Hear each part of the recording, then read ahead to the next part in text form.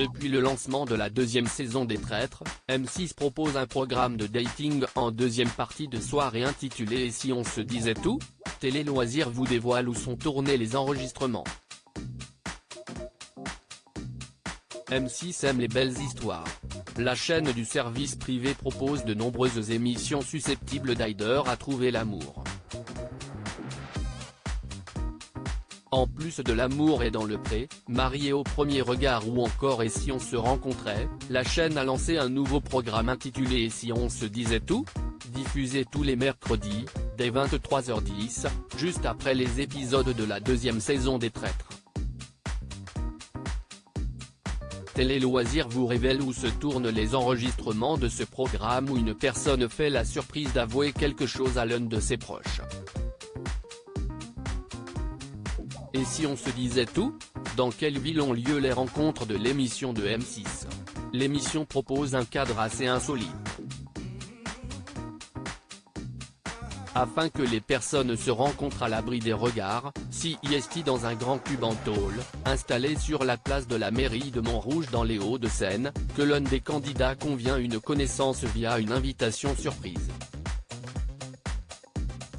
Et pour que les deux participants ne se croisent pas, le bâtiment dispose de deux entrées distinctes afin de ménager le suspens. Pour ne pas mettre la puce à l'oreille de la personne invitée, qui ne sait pas ce qui l'attend, aucun membre de la production n'est présent de l'extérieur et à l'intérieur du cube. En effet, tout a été filmé par 8 caméras automatiques chargées de capter la moindre parole ou la moindre réaction. Et si on se disait tout ? Quel est le principe de l'émission ? Le programme, au titre équivoque, offre la possibilité aux participants de convoquer une de leurs connaissances dans le cube, afin de lui avouer quelque chose d'important. Les personnes entrées le cube ont donc été livrées à elles-mêmes.